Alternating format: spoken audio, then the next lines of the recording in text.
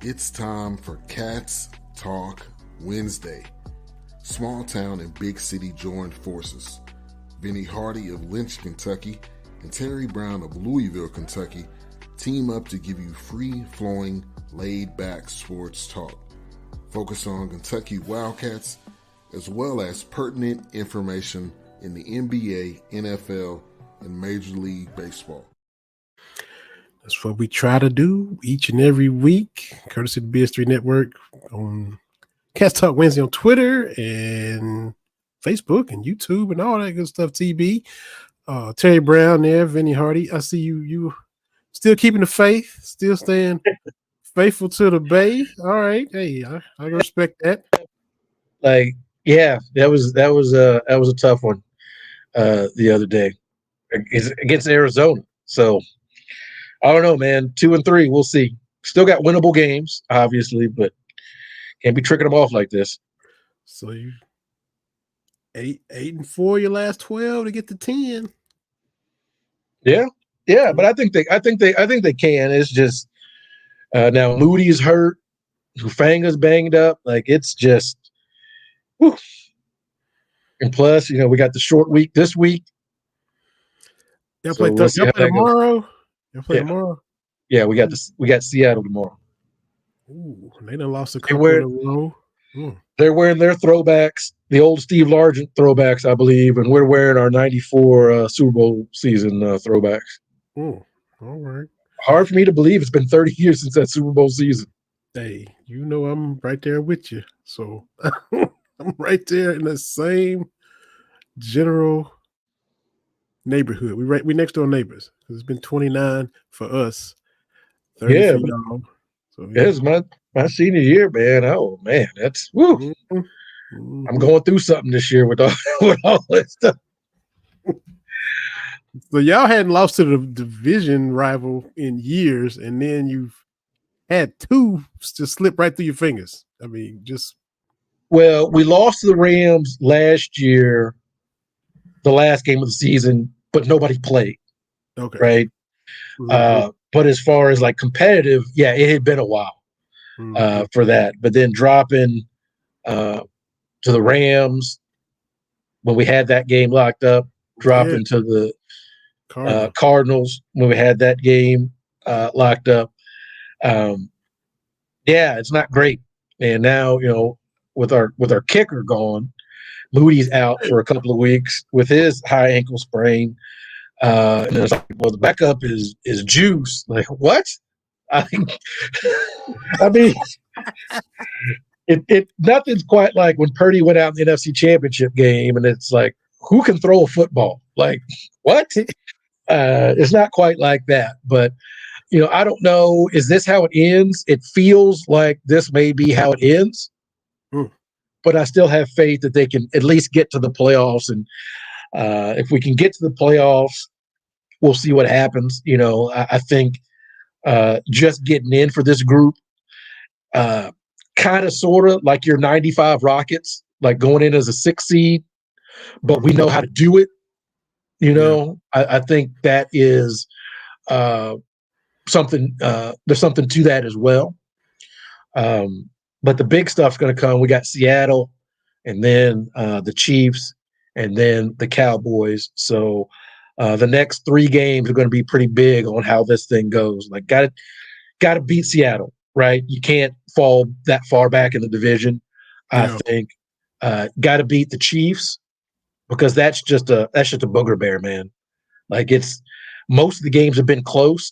The 2 Super Bowls and the regular season games, but it's like we got to.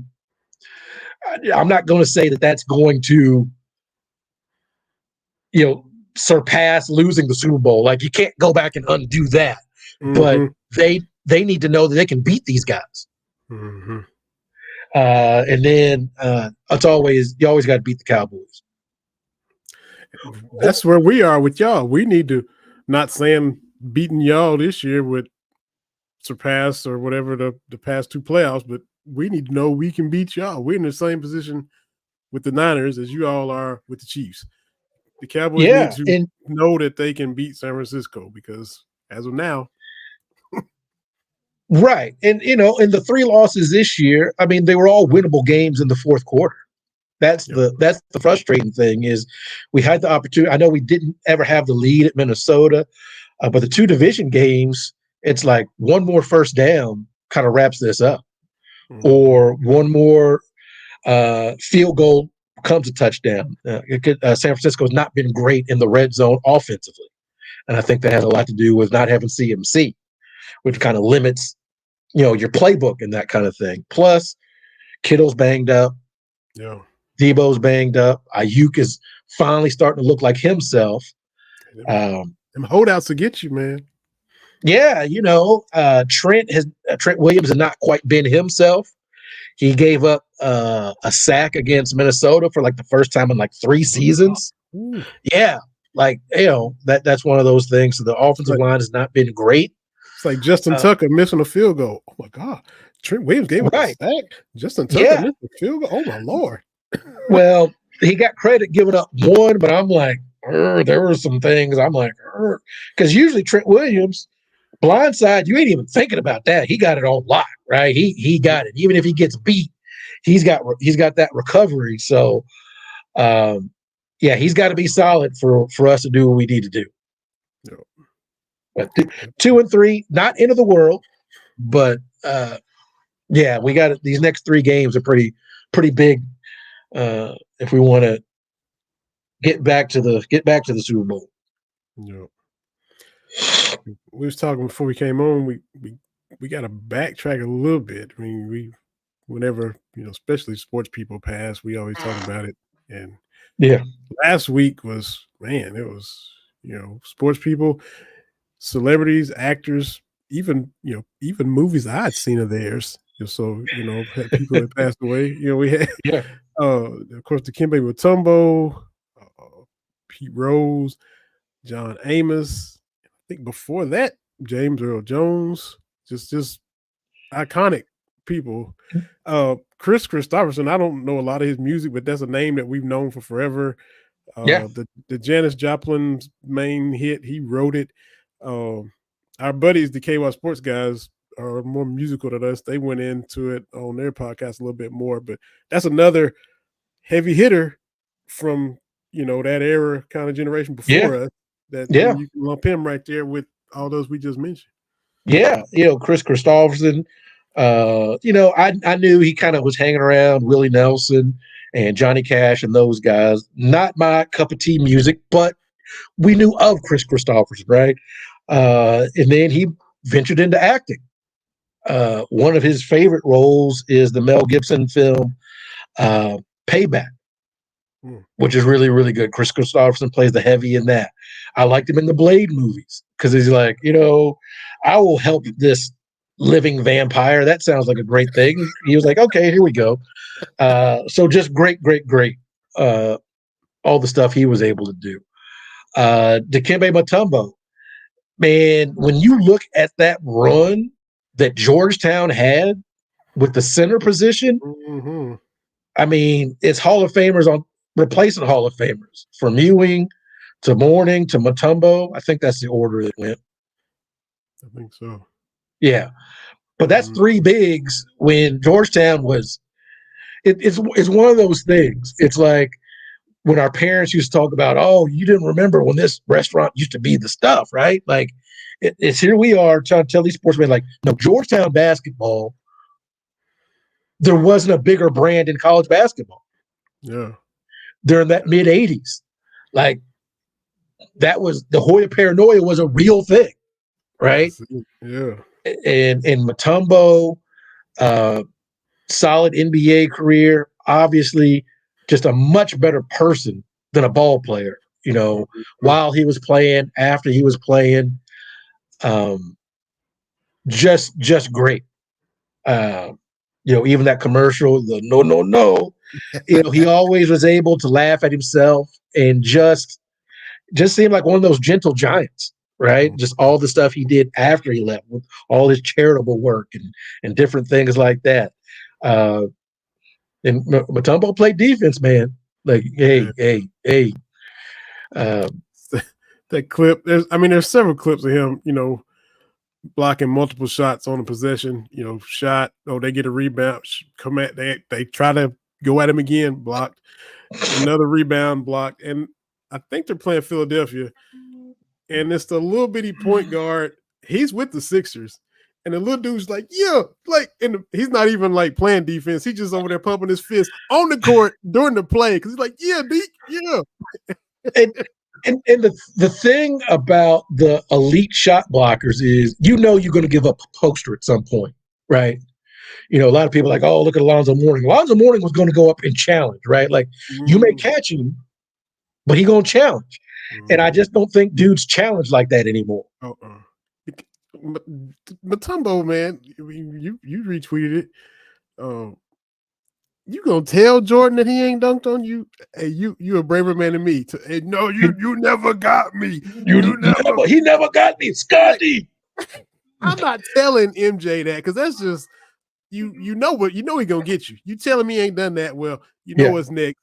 Patrick Ewing, they all getting the ankles taped. He said he ain't never put you on a highlight, and he constantly was telling MJ that he never got him, and then of course he did. The triangle and baseline. And the best thing about those clips at the All-Star game with Mike, because there's one with the Mutombo, there's a bunch of them, but like when he's like when he's unguarded, when he's not like corporate MJ, that boy country as hell. Because there was I forget what clip it was. He's like, what you finna do that for? And I was like, oh, that's right. I forget. He from North Carolina. Like, I get it. Like, sometimes, like, that boy country as hell. Like, yeah, because he said something about Kobe, the young fella. But I don't think he said fella. It was something. I'm like, oh, I forget he's country. Like, it doesn't click. He starts talking when he's not corporate Mike. Now, corporate Mike, he's this. But when he just, what you finna do that for? Like, okay, all right, thank you. Good. But I like to throw that out. But Mutombo, just great. The message from his son was beautiful. I thought about that. You and I have had to bury our fathers, and that's always the goal you want to leave for your kids. That's the legacy, right? That was very, very beautiful, because all the accolades, all that, whatever, but it's really what you do for them kids, what you leaving for your family, right? And that's when you're doing something right, when the kids are like, hey, appreciate you. So, but Mutombo, hey, special dude. I think about our friend Anna Tarullo, which we had her on before she came back to Kentucky. She was up in Huntington, West Virginia, up in Marshall, Morgantown area, and like DC before that. And she got to interview Mutombo there at Georgetown, and she's come on here and told us about what a great interview that was, what a nice man he was. And I thought about her as soon as I heard the news. And she still said that's one of the things she'll never forget, being able to interview Dikembe Mutombo. And he's one of those people where it's like, basketball was just what he did. Like, I don't think of Dikembe Mutombo as a basketball player, because he did a lot of other things, during his playing days and after, where that's just something on his resume. Like, that's not who I think of. I don't think of him as just a basketball player. So, just tremendous loss. I didn't know he was sick, but one of those things kind of catch you off guard. And that was tough. And who else did you say? Who else is on our in memoriam? We had John Amos, Pete Rose, and James Earl Jones. I think we hadn't. John Amos was prolific before good times. If you remember the Sidney Poitier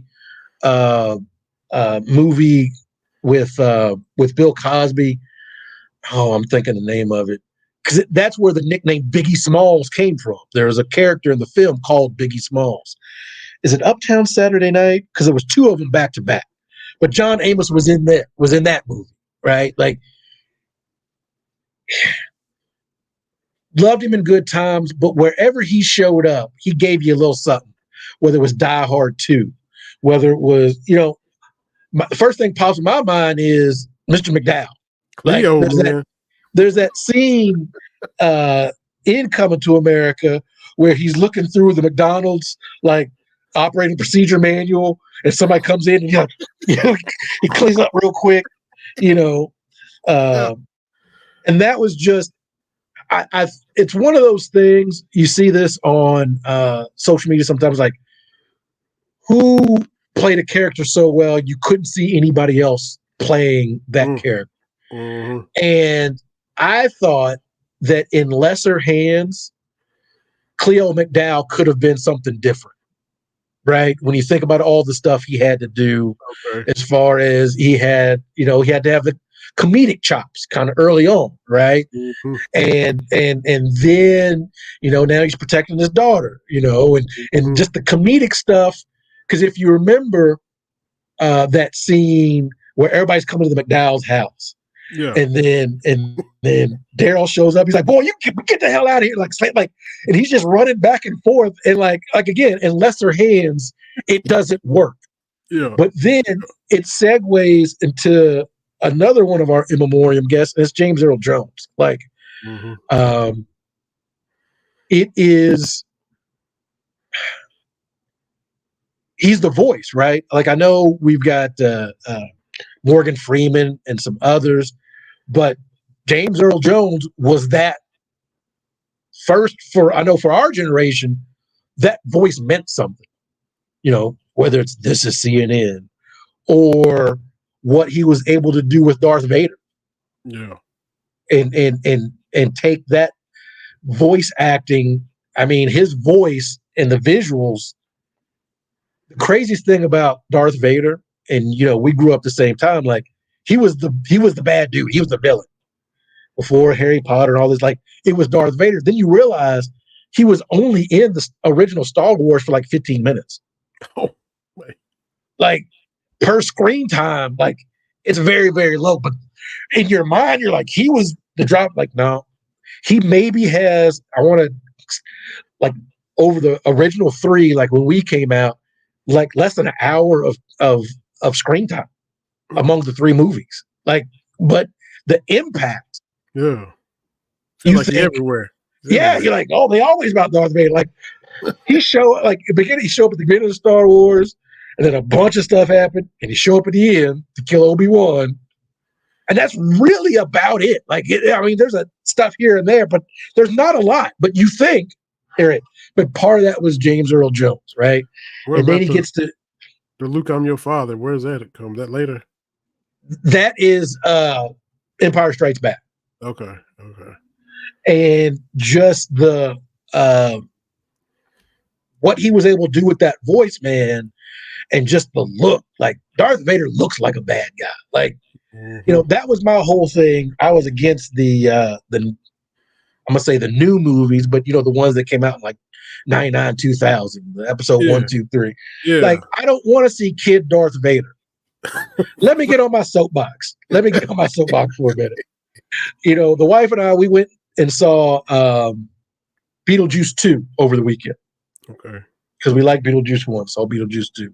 And it was good. I enjoyed it. Lots of callbacks. But my whole thing is, I don't really need these origin stories of bad guys. Don't humanize the bad guys. I don't need to see Cruella de Vil. You know what I was thinking? I was watching 101 Dalmatians, and I was wondering why she was so hateful and wanted a whole coat made of puppies. Like, and then now you got that movie with Emma Stone. Like, I don't need the backstory on why this person is like this. Like, it doesn't change anything. You're doing too much. I got these other movies. Here's Darth Vader as a kid. I don't want to root for this kid that I know is going to be Darth Vader. Like, I don't want to. Like, what are we doing? Right? Like, so that's my 2 cents. All these Disney movies. Like, you wondered why the Wicked Witch of the West was evil? No, I really don't. She wicked. Like, it's in her name. She wicked. Like, what are we doing here? Yeah, just leave it at that. Disney want to give you all these backstories. I do not care. I do not care. What would drive someone to want to make a coat full of? I don't know. Like, my girls love the Maleficent movies. You know, she the bad guy in Sleeping Beauty. Okay. And I'm like, I never once. And I think, you know what? Why is she so mean to make Sleeping Beauty sleep? Like I don't need that. Like, come on. There's there's that. They're doing too much. But James Earl Jones just brought his gravitas to whatever he was doing with that voice, the way he carried himself, and going back to Coming to America. Hey, I know some of the humor is a little outdated, you know, as we've learned and society's moved on. But that movie from top to bottom was just chef's kiss. I mean, you got to put that in your top 10 because keep in mind there wasn't a whole lot of movies with those big budgets with a lot of black people in it. And there's that clip of Eddie Murphy talking to, I think, Jay Leno, and Jay Leno said something about it. He's like, well, you know, you don't look at Goodfellas and say there's not enough black people in it, right? Or you don't look at this like this is just a movie. This is the world. This is how it is. And I mean, look at just all the roles in Coming to America. Like, you got heavy hitters up and down the line.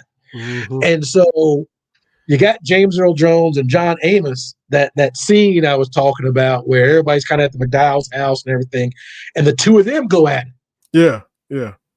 Like, hey, Jack, you gonna keep saying something about my daughter? Like that and it's wonderful. It works. And it's you ain't got enough money to buy my daughter off. Nonsense. And yeah.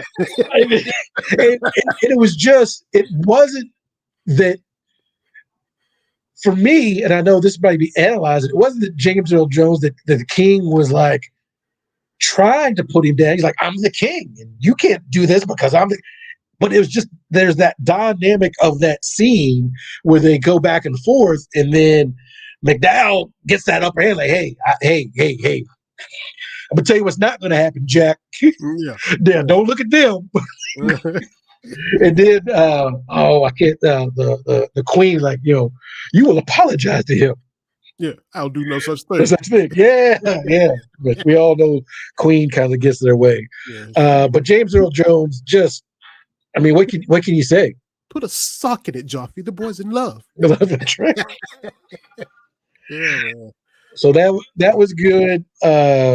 Not good, I shouldn't say, but just a rough, because it was just funny that the two of them went so close and they had that powerful scene together in that movie, which, again, when I see some kids talking about Kevin Hart's got movies and Eddie Murphy doesn't, I want to say, buddy, no. No. Kevin Hart ain't got it like that. Like, Trading Places, Coming to America, what the 48 Hour stuff. I don't even watch movies, TV. I mean, come on. Hey, I tell people, like, it's one of those things where you kind of forget, because every artist has their peak. I do a few little impressions every now and then, Jay. Yeah. But every artist has their peak, right? Like Stevie had that 3-record run in the 70s where you're just like, okay. Yeah, just Intervisions and right. So your life. Yeah. All right. So what happens is you do all this stuff, you have this great peak, but the further you get away from it, people forget the run that you're on. And I've always like to people, y'all need to Google Eddie Murphy until like 89. Yeah. Or maybe like from 92, from 82 to 92. Because I think 92, I think that gets Boomerang in there. Okay. Right? But I'm like, all the movies you named, Kevin Hart ain't got that in this filmography. Plus 2 concert films. Plus, he got Rick James on that cocaine and they made that #1 hit song. I love it, baby. I love it. I love the 80s because it was like, you know what? You're on TV in the movies. Want to sing a song? Because that's what Eddie Murphy had. Don Johnson singing. Patrick Swayze out here singing. Bruce Willis had a song. Like, I love it. Whatever. Boomerang was 92 also. You right on with that. You nailed it. Yeah. Boomerang was another one, man. Just top to bottom with your Eartha Kitts and your Halle Berrys and just, man, yeah. So Eddie Murphy opened a lot of doors for a lot of people. That's neither here nor there. So we covered John Amos, Dikembe, James which Earl was Jones, awesome. Dikembe. Pete Rose, which was Yeah. I mean, look, man. I know what he means to Cincinnati. And St. Louis loves Mark McGuire. San Francisco loves Barry Bonds. yeah. Mm-hmm. So I get Cincinnati's going to ride or die for Pete Rose.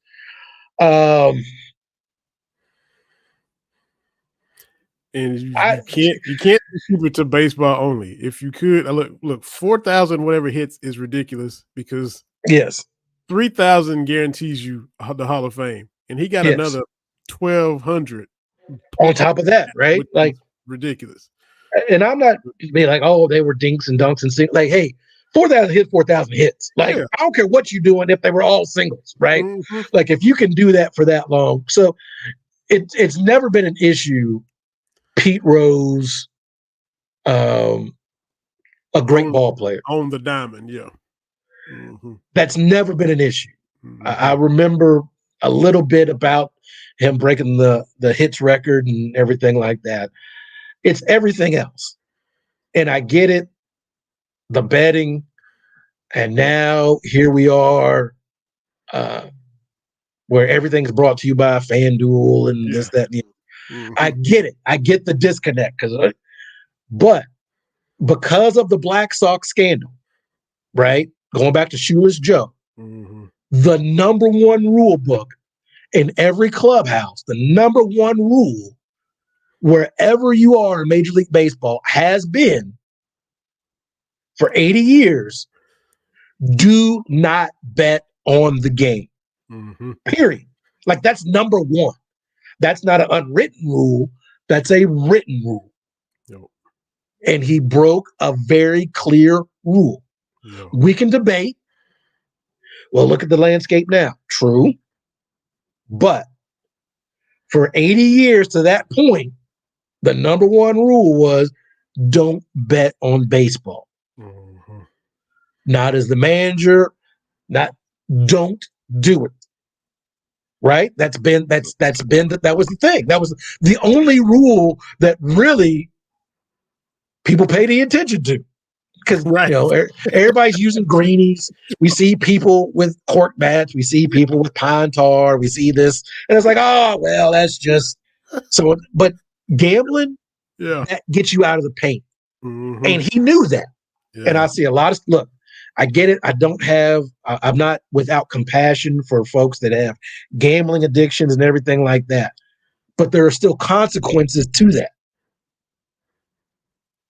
On top of that, and that's the thing, the investigation, it wasn't, we think he did, they had him dead to rights. If you ever read the Dowd report, like they had him dead to rights. And so he makes that deal with Paul Giamatti's dad. Yeah, Bart. And then he takes the next 15 years to lie to everybody about it. And it wasn't until he wrote that book in 2003 or 2004, whenever it was, you know what? I did bet. Only so he could make a buck. Yeah. Now, my only thing is, yes, are there people in the Hall of Fame that have done quote unquote worse? Probably. Right?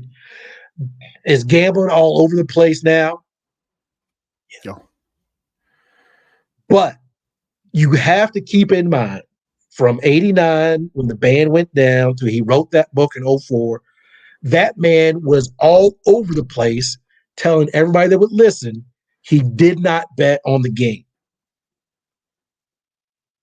And I don't know if your mom ever said this. My mom said it all the time, like, do what you want to, but don't play in my face. Okay? If getting to the Hall of Fame was important to you, you probably shouldn't have waited 15 years to come clean with what everybody already knew. Yeah. You can't be showing up adjacent to the Hall of Fame to sign stuff. Mm-hmm.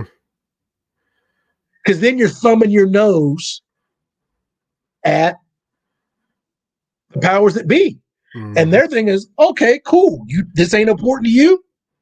Now we can say he's a maverick and all that. That's fine. That's fine. You can do your own thing in America. That's fine.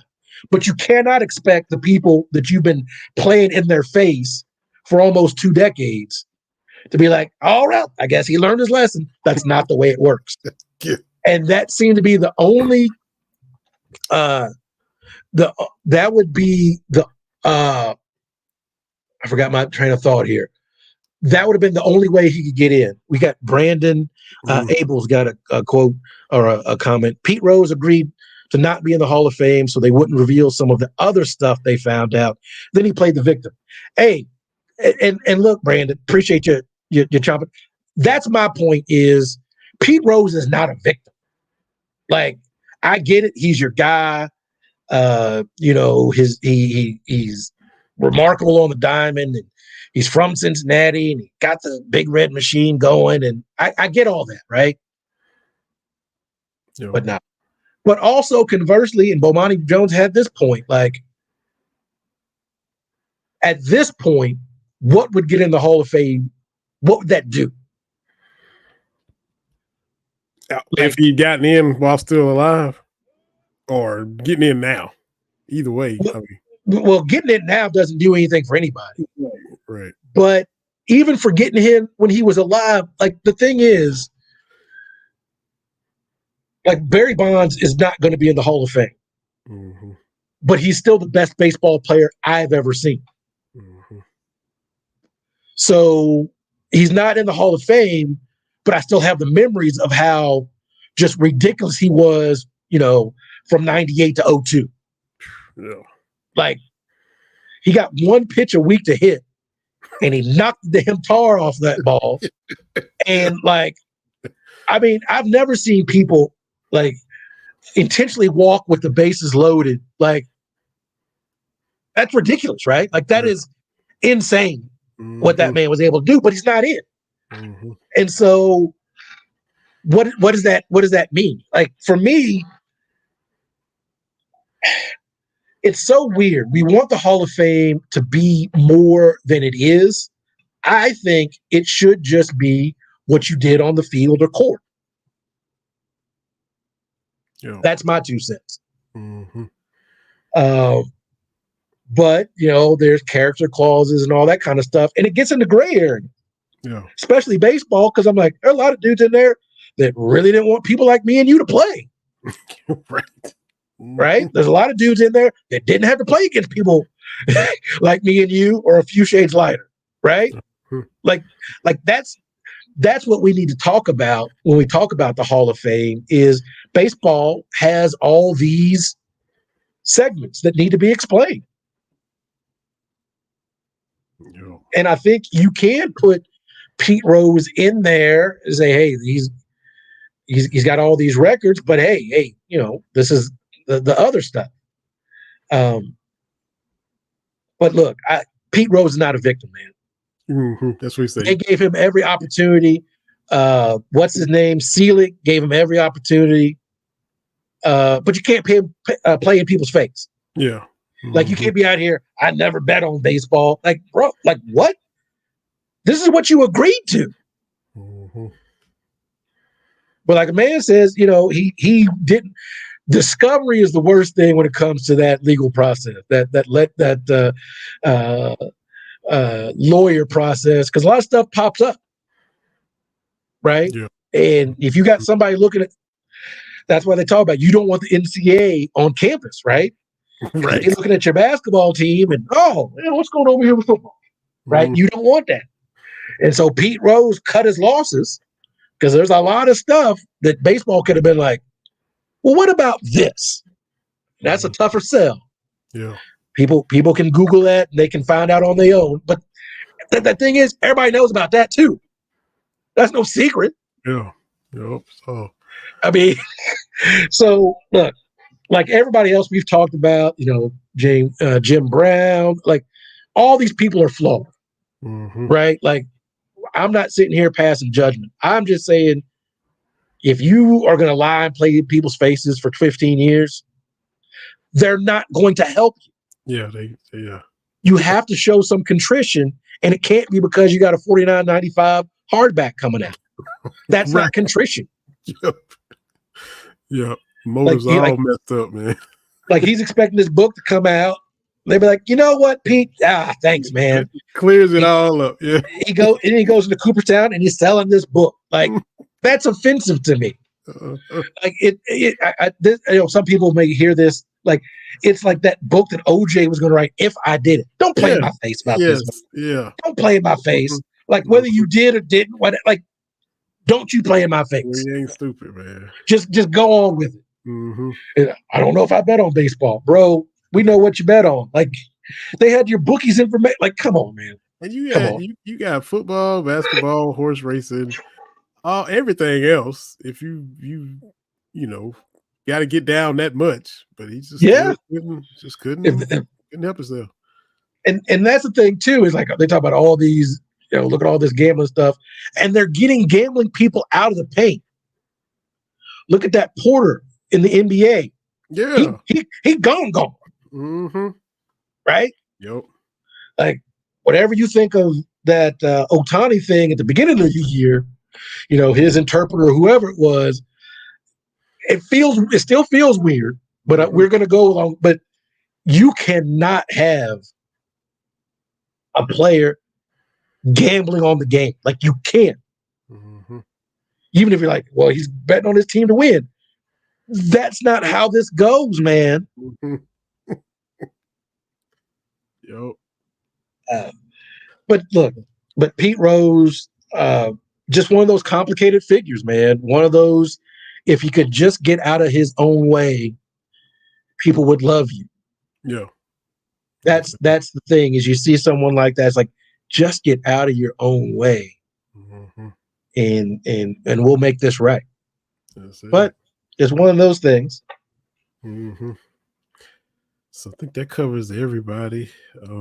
We just had a full show last week, man. Had Zachary Jordan on and talking WNBA, and just wasn't able to get to it. Speaking of WNBA, you got the final set, Liberty and Lynx. So combined 62-18, both of those teams. Both of them, 30-10 and 32-8. So it's the top two best teams, clearly. Yeah. And on a collision course, and here we go. Yeah, look, this is going to be a very interesting series because the Liberty have the names, right? You got Brianna Stewart, you got Ionescu, you got Jonquel Jones. They've got Olympians, right? They've kind of got that. This, they're pretty much up there, like with the Niners and the Cowboys. Like, hey, we've been close, but they haven't been able to seal the deal in 27 years, and I think that is eating on them a little bit. They were able to exercise the demon of the aces, right? Yeah. And then I've told you, I've been a big fan of Minnesota and the Lynx. The way they play offense is just phenomenal, because it's basically it's very reminiscent. I think I said this last week, of your Rockets, where they got Akeem, Nafisha Collier, and a bunch of really, really good role players that play those roles really, really well. And they're very, very efficient. No empty possessions. Like, just smart basketball. And Collier, when she's feeling it, man, hey, she had 80-something points those first two games in the first round. Like, she can fill it up with the best of them, as well as playing well defensively. So I think this is going to go 5. I will probably say the Liberty, just because I think they want to get over the top. I didn't realize that the Lynx have won 4 with Maya Moore. Wow. Way back when. It's like, it's like every other league. All the championships are kind of bunched up together. This team's got 3 or 4. This team's got 3 or 4. It's just the shame that some of those with 3 or 4 don't exist anymore. That's crazy. They got to bring him back at some point. I think with the expansion, you got to hit Houston, you got to hit Detroit, one or both. Mm-hmm. I think that would be fantastic, and add some. Part of it is the teams aren't close. Like I think a lot of the rivalries are because they meet in the playoffs, but I need some geographic stuff like the Houston, Dallas, San Antonio kind of thing in the NBA. Give me some, Lakers and Clippers. Give me some of that where the teams are really like Boston and New York. Give me some of that. I would love to see like Chicago, Detroit get back at it again. Looks like they split in the regular season, and I'm glad it's these two teams.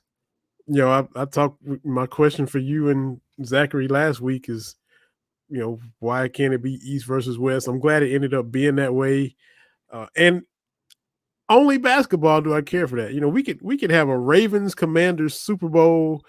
We've had Yankees Mets World Series. We've had Giants A's World Series. Nobody cares about that, but basketball's always been East West and about that geography, and so I don't know. I'm still a little bit of a stickler for that. But if it had been Sun, Liberty, or two Western teams, it'd have been fine. But I'm glad it's the two best teams, and I'm glad it's East and West. That's just me. Yeah, it's great. WNBA. I'm glad I jumped in. I'm hoping that the season pass stays affordable because $35 is pretty good. I like I said, I blow that a couple trips to McDonald's or whatever. It's $35. Speaking of to McDonald's, watch all the games. Speaking of McDonald's TV. Speaking of McDonald's, what a segue by there we go. TV Brown. Let's get a word from our sponsor. Man, that's beautifully done, TV. Beautifully done. Making the big bucks, baby. Let me pull that up here right fast. Should have had it ready. Here it is. Right here. We'll be right back. You got 5 on it? With the $5 meal deal at McDonald's, you about to eat. Your choice of a tender, juicy McChicken or a hot, cheesy McDouble sandwich and a crispy 4-piece McNuggets and a small fries and a small drink for just $5. Woo. 5 gets you more at McDonald's. Prices and participation may vary. For limited time only. With the $5 meal deal at McDonald's, 5 hits different. 5 gets you a McDouble or a McChicken and a small fry and a small drink and a 4-piece McNuggets. 5 gets you more at McDonald's. Prices and participation may vary. For limited time only. Double McChicken, nuggets, and fries and a drink. Come on now. Hey, so if you can go there for breakfast like yourself, if you go there for lunch, get you that $5 meal deal. So appreciate McDonald's stepping in here these past few weeks and being a sponsor on the show. But yeah, $35 for the season pass. Surely they kind of keep it there before they gradually raise it on up. Everything going up, but maybe they'll make enough with it being $35. Just off of new viewers and new fan interest alone. No need to raise prices. Just saying. Yeah. The only thing exhausting has just been the discourse about the new fans, and it's just everybody's coming from their own personal thing, and it's just, can we talk about basketball? Yep. That's my 2 cents on that. Mm-hmm. Speaking of basketball, it's that time, man. We got Big Blue Madness Friday. At Memorial Coliseum, newly renovated, spick and span, brand new popping Memorial Coliseum. It looks great. You've seen any volleyball games there? Yeah. It's sparkling. I can't wait to get up there and catch a basketball game, volleyball game, or something, because it looks great. It really does. And Madness will be there 2 days from now. And, official start of the season, basically, man. Yeah, everybody's excited. I'm excited too. Turn a new page, new chapter. I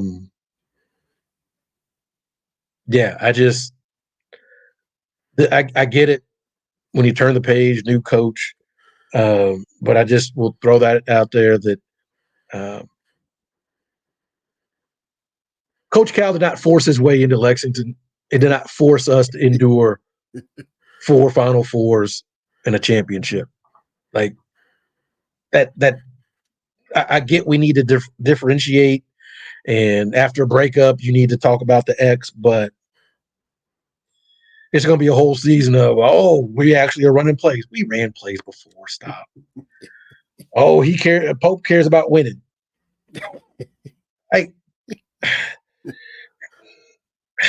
And I get it, banner days and taking down all the NBA players. And I always thought that was a cop out. Like, oh, he just cares about people in the NBA. Like, he's trying to win too. Like, when you look at the Cats making their way in the NBA, we got pretty good players. Look at the Olympic team. Yeah. Bam has led his team to an NBA Finals. AD has won an NBA Finals. Booker's led his team to an NBA. Like, my whole thing with all these NBA players, it would be different if we had all these NBA players in the NBA, but no top tier ones. Okay. Like, you look at Duke. Look at Duke. Mm-hmm. And I'm gonna say Kyrie, and you give me the next Duke guy cutting up in the league. Cutting up. Because then you got a bunch of, what's the dude that used to be in New York, the lefty? Did they trade him to Toronto? Who? The Duke guy. That's the next Duke guy I think of. Oh, RJ Barrett? Yeah. I mean, yeah. He ain't cutting up, but he's just in there average, just doing so. He was like the what, third or fourth option when he was in New York. Yeah. And so there's that aspect. But we've had dudes. And those players I just named, Elite 8 or better. Jamal Murray got a title. We didn't even mention him. Right. But my thing is, I get it that obviously you want more, but it wasn't as if there were first round exits all 15 years. Mm-hmm. We have to be honest, right? Like, we have to be truthful that, okay, the last 4 years, not great. Like, I get it. Change of direction had to happen. But we ain't got to lie and be like, I don't know what that guy ever did. Come on now. Like, come on. Like, we talked about the Georgetown in the 80s being the it team. Kentucky was. And don't tell me it wasn't. From between John Wall and 38-1, buddy, Lexington was we were the Mecca. Mm-hmm. So I just wish people would be honest, but I get it. It's going to be a whole, well, look, we won this game now. Come on, man. Like, that in the 15 years Cal was here, no, even with the last 4, nobody has more tournament wins. Yeah. Nobody has more Final Four appearances. Mm-hmm. I get it. Other teams won championships. I get that. But again, we need to be honest with what we're talking about. Yep. And I've said it on this show. I'll keep saying, like, we really undersold that 09 to 15 time period. It wasn't just good. It was great. Yo. But I am excited for the new season, Coach Pope and all that kind of stuff. I'm not going to watch it because I will be here in town. The Minnesota Timberwolves, Rob Dillingham, and Julius Randle. I thought I was going to see Cat. I'm going to see Cat, but our Timberwolves are taking on Philadelphia. So hope to see a little bit of Maxey. Okay. Because I've not seen Maxey in person. Carol Smith's boy, Tyrese Maxey. So we're going to go. Like I told you, I don't know if I'm going to wear Timberwolves stuff or if I'm going to be all Kentucky up and try to get their attention. They'll be like, yeah, the Kentucky fans are everywhere, even here in Des Moines. Yeah. So I'm excited about seeing Rob in person. Because my barber here in town, he is from Minnesota, so he's a Timberwolves fan. Okay. And so we were talking about, Rob, and I'm like, hey, y'all got a good one right there. Mm-hmm. That dude, yeah, he's yeah. Yeah, he's going to be good. Rob is nice. Rob is nice. So yeah, I'm gonna watch it and looking forward to seeing the get the LED floor, the glass court. Yeah. From the All-Star game, All-Star weekend now, Kentucky, fittingly first college team to do that. So that's gonna be cool to see that at Rupp Arena and see how the intros and all the completely new roster and Kenny Brooks on his side, friend of the show. Cassidy Rowe is a veteran on the women's team now. She's been, she an old head on the team now, which is crazy. Coach Brooks gave her a shout at Media Day, talking about how much she really wanted to be here and what that meant, and that goes a long way, right? That having someone in the program that it means that much to, that's great. Mm-hmm. Because I think we got that on the men's side as well. So I'm looking forward to that. I know we love the homegrown kids. I think that there's something special to that, but I just want to say you can learn to love the University of Kentucky as well. Yeah. Just because you weren't born into it doesn't mean you can't learn to love it. Oh, no doubt. Because I was not born into I was not born a Cat fan. That's true. But luckily, I saw the light. Because I remember, being born into it. When Georgetown was Georgetown, the first Final Four I remember, of course, was when friend of the show Kenny Walker and them played Georgetown in '84. Yeah, and came up short. I think 51-40. They couldn't throw in the ocean the second half, and that's the first memory of a Final Four. And kind of, this is high stakes. This is really kind of like you got the memories of '86 Louisville and all that, and Doctors of Dunk and all that. I'm going back to Roger Harden, who we had on. Mm-hmm. I remember that's when I really kind of sat and really was kind of tuned in to 6-7 years old watching that one, but Georgetown, Patrick Ewing, and Hoyer Paranoid, John Thompson with the towel, all that, man. And then of course we talked about all that with Mutombo, but that's when Georgetown from that run, they got one, but they were in I think 3 straight title games. I lost to Carolina. They lost in '82. 83 in NC State beat Houston in '83. Georgetown won in '84 and lost in '85. Yeah, that's pretty strong.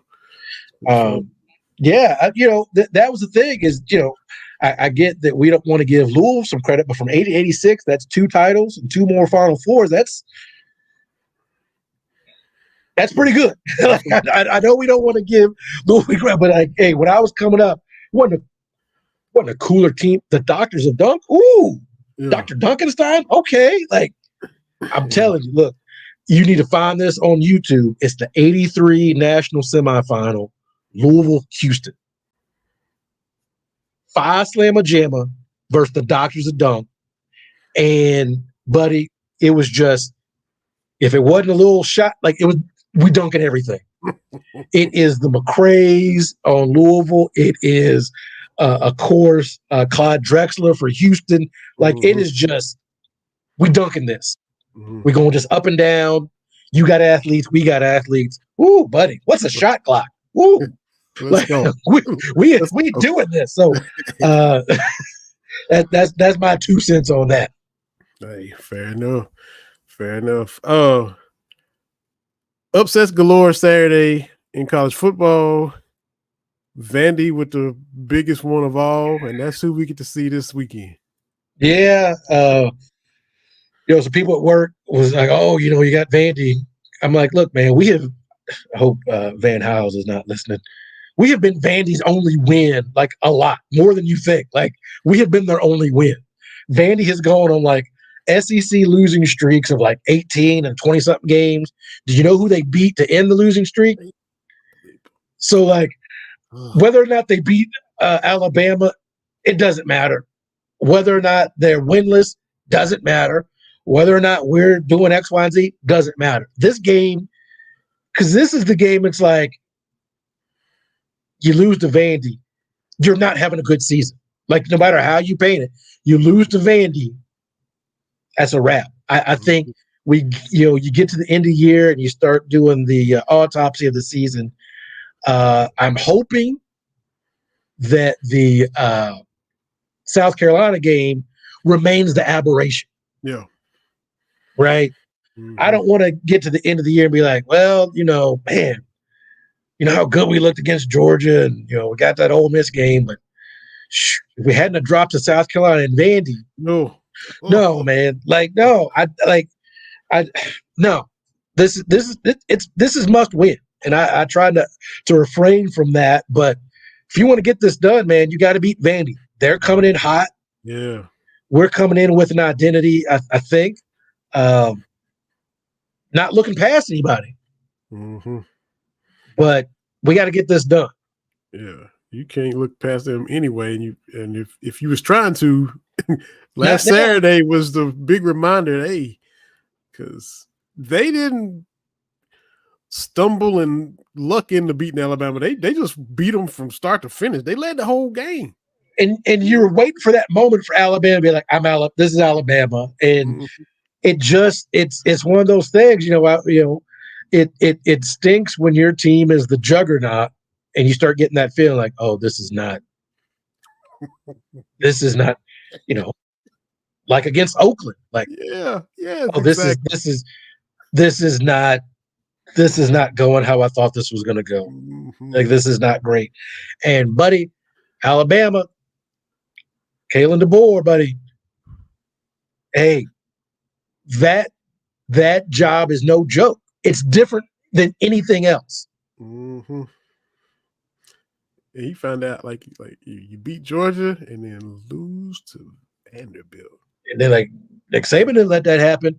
Look, know, man, it's like when we lose to Vanderbilt. Now, them losing to Vanderbilt for the first time, they had lost to Vanderbilt since Patrick Ewing and Georgetown was Georgetown. So, 84. And that Saban quote, man, every place in the SEC is tough to play except for Vandy. One, he wasn't lying. Like, if you've ever been to a football game at Vandy, like, you'll forget who the home team is till you walk in the thing. Like, every week. A few years ago, every SEC team, like, can't go to your own stadium, go to Vanderbilt. Like, it's cheaper. You get to go to Nashville, right? Yeah. We did that. Me and some friends went to see, God, this has been forever ago now, but went to go see Kentucky play at Vandy. And, like, we were almost at the stadium before we saw any Vandy tailgating. Like, Vandy, that's y'all's get down. It's blue when we go. It's orange when Tennessee go. It's red and black when Georgia go. It was crimson Saturday. Yes. Like, now you got the whole crowd stunned because of what's going on. So have your fun, Vandy. I'm not mad. I'm not mad or anything like that, man. But look, we got to bring it. It's just that simple. My thing is, again, if we lose, we lose. But I don't want to see sloppy. I just don't want to see all these unforced errors. Like, that's what I don't want to see. Yeah. And we had 2 weeks. I like the fact that they had a bye out after the big win over Ole Miss. So they all say, we're going to enjoy this tonight, and then we're going to move on. That's easier said than done. And so you had an extra week to get yourself back refocused after you just went on the road and beat a top 10 team. Yeah. Hopefully Vanderbilt coming in a little bit like, hey, just kind of like Alabama came into the Vandy game like, hey, we just beat Georgia. It's just Vanderbilt. Hopefully Vandy has a little bit of that hangover to where, because, I mean, imagine them trying to come down from this, so that's going to be hard for them.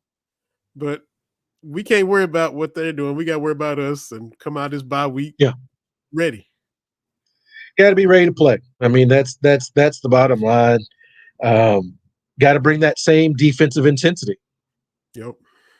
That's what it's all about. So we'll see. I'm keeping my fingers crossed. I think the Cats will win, but this is always that game where it's like we were talking about, like, Vandy knows they can beat us. Yeah. And that was even before the Alabama game. So you gotta play hard, man. Yep. Exactly. So Saturday night, 7:45. It's homecoming. So let's get us a homecoming win over Vandy. Yeah. It's that time of year. Everything going baseball, NBA's going, football, basketball, everything's going. It's October. Here we go. So we'll be back next week talking about all this TB. Yes, sir. Faithful to the Bay as you are. So maybe y'all will Yeah, be three. man. Maybe y'all be 3-3. We'll see what happens tomorrow night for your squad. And Let's hope, man. Let's hope. Truly appreciate everybody watching. JD, appreciate you in the comments. Appreciate everybody that follows, tweets, all that stuff, and keeps up with and takes the time to check us out. We appreciate y'all. And for Terry, this is Vandy. We'll be back next week, Cats Talk Wednesday on the BS3 Network. We'll holler at y'all later on.